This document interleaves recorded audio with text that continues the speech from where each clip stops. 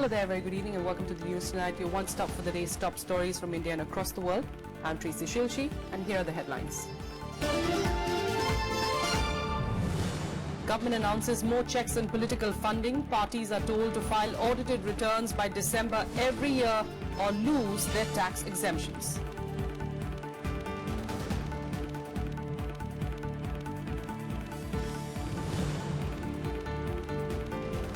Three days after putting him under house arrest, Pakistan puts Jamaat-ud-Dawa chief Hafiz Saeed and 37 other activists on exit control list, bans them from leaving the country.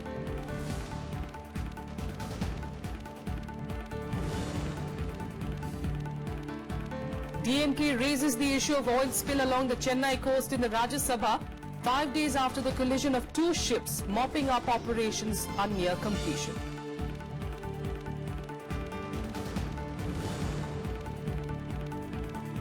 And the UN Secretary General joins worldwide protests against US President Trump's travel ban order, says the ban on refugees and immigrants from 7 countries should be lifted immediately.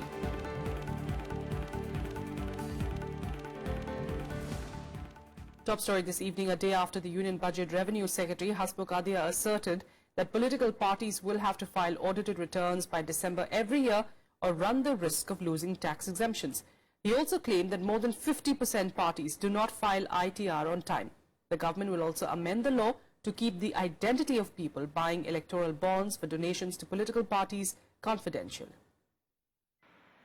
After fixing a ceiling of 2,000 rupees on anonymous cash donations to political parties, the government is planning to infuse fiscal discipline in them. It will do this by amending the law to make filing of returns mandatory by December end of any assessment year. Revenue Secretary Hasmukh Adhia said on Thursday that political parties will lose their exemption status if they don't file their ITRs by December end. For the last 2 years, over 50% parties haven't filed their ITRs on time. These are smaller parties which don't bother to file returns. Right now, many political parties file tax returns after 2 to 3 years. The government will also amend the Representation of People's Act to ensure secrecy of the electoral bond buyers and will soon notify the banks that will be eligible to issue such bonds. They will come out with guidelines by March. BJP has always been at the forefront of war against black money, and that too in politics. It's a path-breaking move and it will try to evolve some kind of a cleansing of politics, giving us clean politics and cleaner governance. The decision, however, evoked mixed response from opposition parties. The political party which was claiming that there should be a corruption-free India, they should try to bring in Lokpal first. जो भी चंदे पार्टियों को मिलते हो बिल्कुल transparent होना चाहिए, पार्टियों का अकाउंट मेंटेन होना चाहिए और उनको इस काम के लिए एक रीजनेबल समय दिया जाना चाहिए. अगर रीजनेबल समय पहले दिया जा चुका है तो सरकार का स्टेप यह कहना सही हो सकता है. The government should reopen the discussion on state funding of elections. Then only we can think of comprehensive electoral reform and political funding can be defined.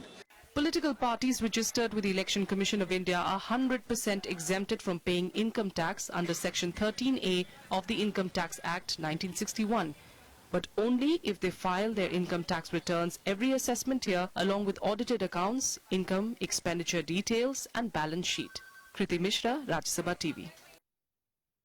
And now over to Rajya Sabha, where members gave a motion of thanks on the President's address, which he delivered to both houses on the 31st of January, the first day of the budget session. Let's listen into what some of the leaders said. Sir, महामहिम राष्ट्रपति जी भारतीय संसद की परंपरा के मर्मज्ञ हैं और भारतीय राजनीति का उनको व्यापक अनुभव है.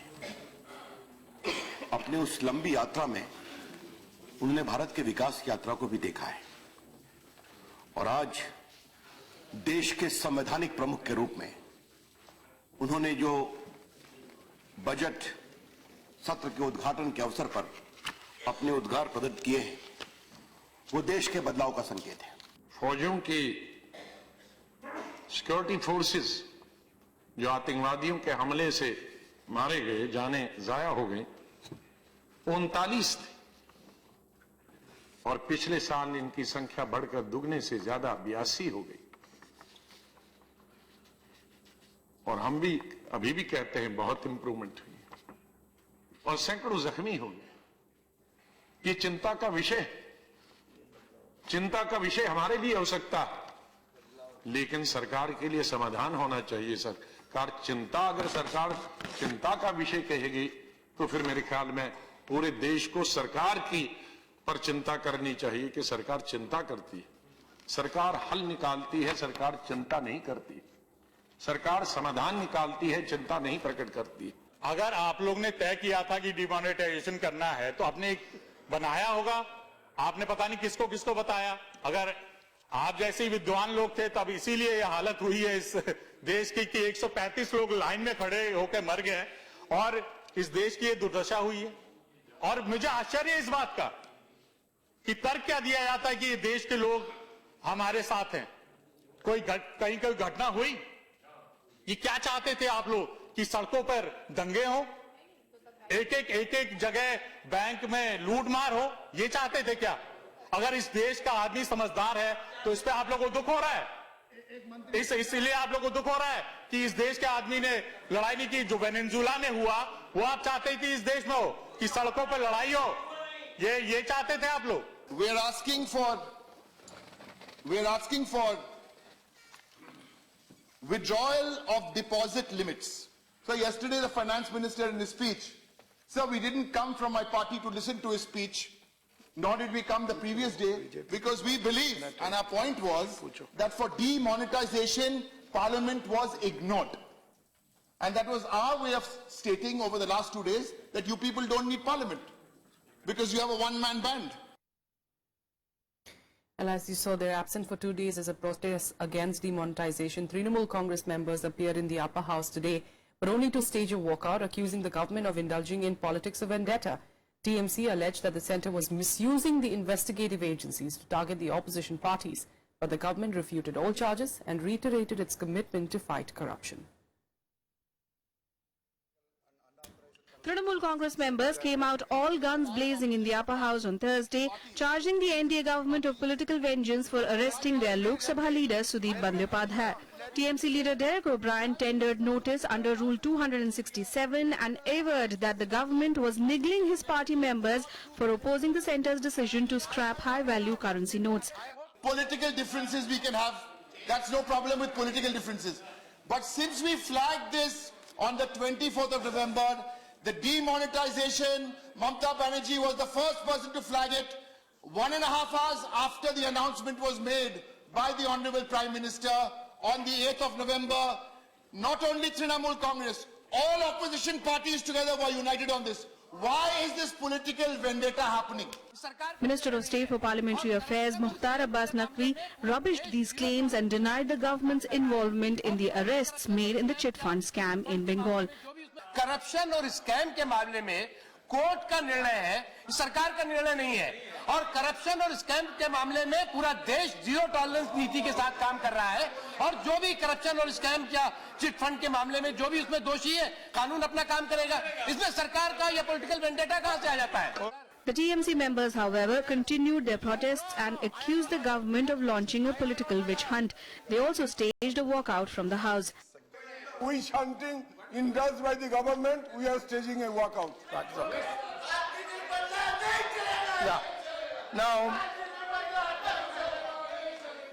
the CBI had arrested TMC MP Sudeep Bandyopadhyay in connection with the Rose Valley chit fund scam. This was the second arrest in the case after actor-turned-Trinamool lawmaker Tapas Pal's arrest. Kriti Mishra's report for Rajya Sabha TV. A day after Finance Minister Arun Jaitley presented the Union Budget 2017, senior Congress leader P. Chidambaram termed it a damp squib. In fact, he however did praise Jaitley for adopting a tone of moderation after the demonetization policy. Chidambaram claimed people had stopped talking about the budget within 24 hours of its release and said that it would not have any impact on the upcoming assembly elections in the 5 states of the country. The former finance minister also felt that a cut on indirect taxes could have helped greatly. Claiming that the government had retreated from reforms, he said that the best way to boost demand could have been to cut indirect taxes. If you do the math, you will find that he has given 1.98 crore taxpayers a relief of, on average, rupees 5,000 per taxpayer. We welcome this relief, but it is small mercy for a person who stood in a queue for many hours, for many weeks, in order to withdraw small amounts of money from his or her account. The correct tax cut, I reiterate, would have been a cut in indirect taxes that would have benefited many more crores of people, including industry and business, apart from boosting aggregate demand. And now let's get you all the updates from the poll-bound states.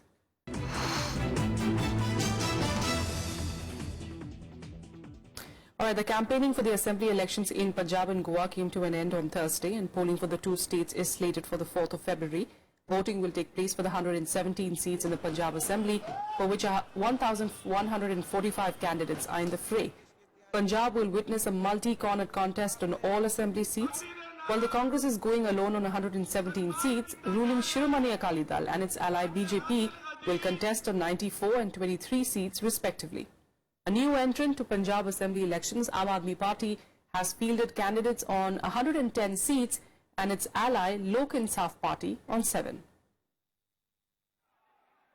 Meanwhile, in Goa, voting will take place for 40 seats, for which 251 candidates, including 19 women, are in the fray. Goa Assembly polls are also likely to be a three-pronged fight, with the ruling BJP, opposition Congress and new entrant Aam Aadmi Party pitted against each other. While Manohar Parrikar-led BJP had won in the 2012 elections in an alliance with the Maharashtra-Wadi Gomantak Party, this time it has been abandoned by its political friends, who have now ganged up against it. Congress, meanwhile, has fielded 37 candidates and is supporting Goa Forward in the few constituencies.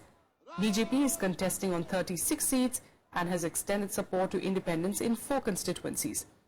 AAP is contesting on 39 seats, while Shiv Sena is contesting the election in alliance with rebel RSS leader Subhash Velinkar-led Goa Suraksha Manch and the MGP. Now back to Punjab, and on the last day of Assembly poll campaigning, Congress Vice President Rahul Gandhi addressed a gathering in Sangrur district where he targeted the ruling Shiromani Akali Dal. Rahul held the SAD-BJP alliance responsible for the deteriorating condition of Punjab. The Congress leader also accused Delhi Chief Minister Arvind Kejriwal of helping forces who want to disturb peace in Punjab. Rahul Gandhi also attended a Sanjha Chula, or a common kitchen program, in the district. Earlier, while addressing a rally in Punjab's Lambi district, Rahul said that only the Congress can unite everyone together. Now to UP, where the nomination process for the 5th phase of the elections began today in the state. Polling for 52 seats spread across 11 districts, including Rahul Gandhi's parliamentary constituency Amethi, which will take place on the 27th of February. The last date for filing nominations is the 9th of February, while withdrawals can be made till the 13th of February. The Samajwadi Party had won 37 seats out of 52 in the 2012 Assembly polls, while the BJP and Congress held 5 seats each. The BSP won 3 seats, while the Peace Party has 2 seats in this phase. 1.84 crore voters are expected to exercise their franchise in this phase. Now, both the Samajwadi Party and the BSP today held campaign rallies across Uttar Pradesh. Addressing a gathering in Khatoli in Muzaffarnagar, Chief Minister Akhilesh Yadav targeted the centre, saying that none of their budgets have brought in Achhe Din. In fact, BSP Chief Mayawati meanwhile urged voters to help her defeat the SP and the BJP. Uttar Pradesh Chief Minister Akhilesh Yadav on Thursday criticized the union budget, saying he couldn't see the promised Achhe Din in it. Addressing a rally at Khatoli in Muzaffarnagar, the Samajwadi Party president attacked the centre for its demonetization scheme, claiming that the BJP only misleads and lies to people.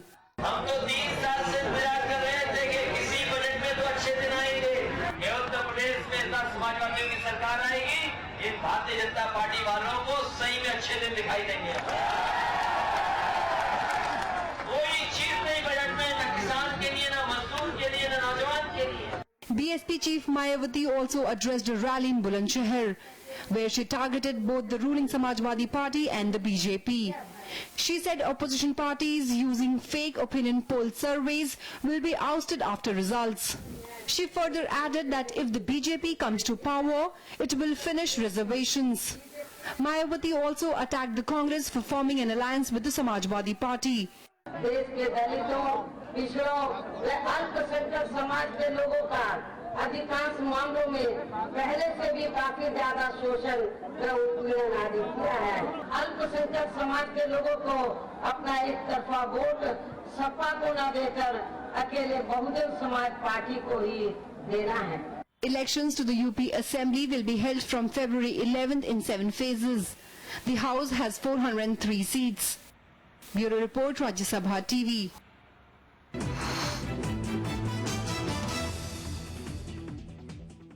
Now, even as efforts to remove the oil spillage following a tanker collision on the Chennai coast are nearing completion, the DMK raised the issue in Parliament today.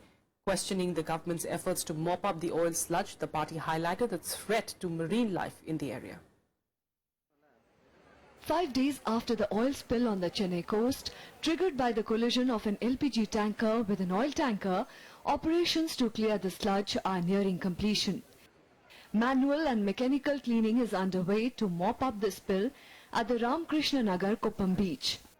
Totally, as of yesterday evening, we have removed 45 metric ton of oil mixture and we presume still 20 metric ton will be there. So we hope by this evening end we'll be able to complete that removal of the 20 metric ton. DMK leader and Rajya Sabha MP Kanimuri raised the issue in the upper house, accusing the state agencies of lacking coordination. There is the different organizations of the government are not coming together when a damage like this happens. And there are reports that indicate around 35 kilometers of the Chennai coastline has been polluted and marine life, including turtles and fish, have died, and the ecosystem has been irreparably damaged. The livelihood of fishermen and their health and safety are of concern. Environmentalists say the spill is threatening aquatic biodiversity by spreading rapidly along the coast and washing ashore marine species, dead turtles, hatchlings and fish. It has an impact on the marine biodiversity of the entire area. Right now we've actually seen the entire Chennai coastline. There is a lot of sludge that is there. There's a lot of oil that has actually reached. There are almost 500 species of fish that we have in that entire area, and that is going to get affected. The spillage has blackened a section of seawater. The Indian National Centre for Ocean Information Services said that it has polluted over 24 kilometers of shoreline in and around Ennore and Kasimedu in North Chennai. Bureau Report, Rajya Sabha TV. And now let's get to some more updates from across the country and nationwide. The Bastar Zone Inspector General SRP Kalluri, known for his controversial moves in Chhattisgarh, has been sent on leave by the state government. A 2003 batch IPS officer, P. Sundaraj, has now been appointed in his place as Bastar DIG. Kalluri has been accused of targeting human rights lawyers, activists, journalists after he took charge as Bastar IG in June 2014.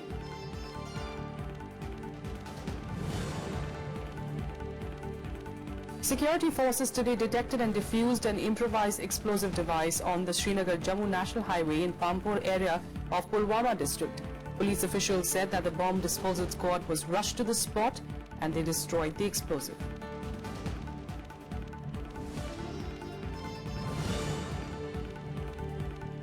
At least 8 police personnel were killed and 6 others injured on Wednesday in a landmine blast suspected to have been detonated by Maoists in Odisha's Koraput district. The landmine went off when 13 security personnel were on their way to Cuttack for training. They belong to the 3rd Battalion of Orissa State Armed Police and the District Police.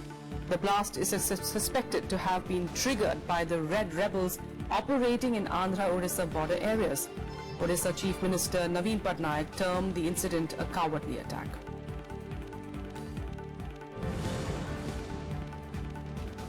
Rescue personnel today continue the search for survivors in Kanpur city a day after at least 7 people were killed in an under-construction building collapse. There were about 50 laborers working in the building when it collapsed.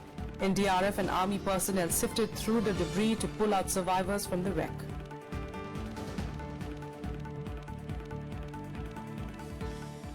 On to news from Pakistan. It has placed Jamaat ud-Dawa chief Hafiz Saeed's name on the exit control list. And this comes 2 days after the Mumbai terror attack mastermind and his 4 aides were put under house arrest. India, meanwhile, continues to remain cautious about the developments, with the MEA maintaining that all concrete evidence against Saeed has been handed over to Pakistan. Here's a report. The very fact that Pakistani authorities has put the name of Hafiz Saeed in exit control list, it means that he can't leave Pakistan without prior permission of the government. That clearly shows that Pakistani authorities have some prima facie evidence, and therefore they have put his name under the exit control list. The crackdown on the Mumbai attack mastermind has got many in India hoping of perhaps some progress in the 2611 case. But the Indian government is still being cautious about Islamabad's latest decision, especially after a Pak Interior Ministry spokesperson insisted that India must provide more proof against Saeed. I think the entire world now acknowledges, realizes that from time to time India has been providing series of evidences at different levels, and therefore there are hardly any evidence required. And the longer Pakistan prefers to stay in denial mode, I think they must realize, the powers that be in Islamabad, that the more they are going to risk their own security. Pakistan today is an epicenter of terrorism in the entire region, particularly in the Indian subcontinent. India has given sufficient evidence in the dossiers against the conspirators of the Mumbai terror attack. If Pakistan was sincere in ensuring the prosecution and conviction, then the evidence is adequate. Pakistan must realize it is in its national interest and for its own credibility that action is taken. Security experts have been weighing in on the move as well. While some reports in Pakistan claim the Sharif government acted under Chinese pressure, Indian experts see a US hand. We have to remain on our guard. We have to remain on our guard, and to the international community, I think we have to continue with our efforts to highlight the fact, to underline the fact that Pakistan is a state sponsor of terrorism, which is not only a danger to India, which is of course Pakistan's obsession, but actually poses a danger to the rest of the world as well. I mean, terrorism is a subject now that poses a threat to the whole world. Hafiz Saeed was named among 38 others on the exit control list, and a top official of the Pakistan government said an FIR would soon be lodged against the JOD chief under an anti-terrorism law. But India still awaits a credible crackdown. Bureau Report, Rajya Sabha TV. Now on to international news. And a refugee deal between the US and Australia is in doubt after reports of a bitter phone call between US President Donald Trump and Australian Prime Minister Malcolm Turnbull emerged on Thursday. In a phone call last week, Trump had called the deal to resettle asylum seekers in US as dumb. Meanwhile, as voice of protest grows over the travel ban, UN Secretary General Antonio Guterres called for the removal of the ban. With protests growing across the world over the travel ban order passed by US President Donald Trump, the United Nations Secretary General Antonio Guterres called for revoking the ban. Guterres said the ban imposed on refugees and immigrants from 7 countries should be removed at the earliest. This is not the way to best protect the US or any other country in relation to the serious concerns that exist about possibilities of terrorist infiltration, but I don't think this is the effective way to do so, and I think that these measures should be removed sooner rather than later. That was the appeal I made. Since the passing of the executive order, protests have been continuously held across several US states. Thousands of New Yorkers took to the streets on Wednesday to protest the ban. We have to resist. We have to protect the Constitution. But we also have to show that the contributions of immigrants, the contributions of the Muslim community is essential to the survival of the United States of America. Meanwhile, reports of a discord between Trump and Australian Prime Minister Malcolm Turnbull over a refugee settlement deal have emerged. A Washington Post report said Trump abruptly cut short a fiery conversation with Turnbull last week after criticizing the agreement to resettle people kept in Pacific camps. I'm not going to comment on a conversation between myself and the President of the United States, other than what we have said publicly, and you can surely understand the reasons for that. Since taking office on January 20th, Trump has passed several executive orders, the most controversial of which is the travel ban on refugees from all over the world from entering the United States for 120 days and a 90-day ban on the entry of nationals from 7 Islamic nations. Bureau Report, Rajya Sabha TV. And now let's get to some more international news updates in Global Buzz.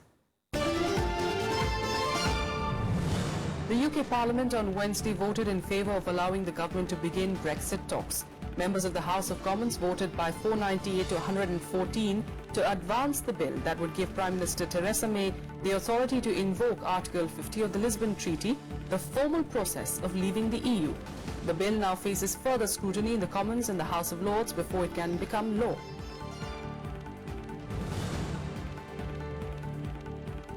US Defense Secretary James Mattis arrived in South Korea on Thursday in a first foreign trip by a senior official of the Trump administration.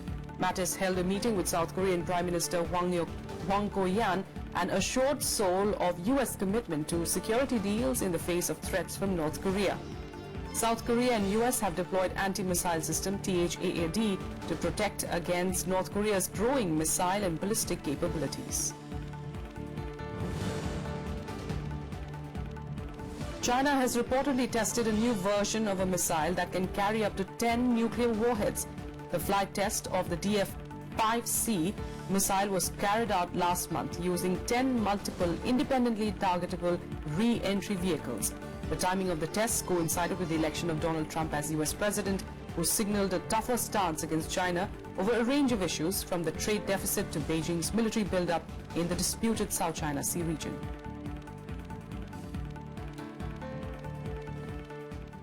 And finally, some sports, and former Chelsea and England midfielder Frank Lampard has retired, bringing to an end a 21-year professional career.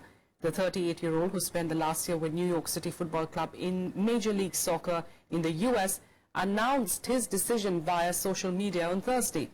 Lampard made 649 appearances for Chelsea and won 106 England caps. His reputation as one of the greatest players of the modern era is cemented by statistics.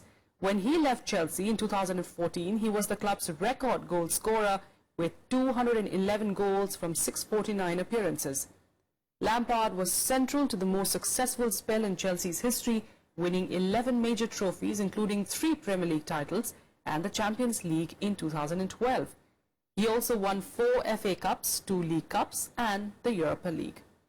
Lampard's next step looks certain to be headed towards coaching, as he hinted in his announcement that he was grateful to the Football Association for the opportunity to study for his coaching qualifications, and that he looked forward to pursuing the off-field opportunities that this decision opens.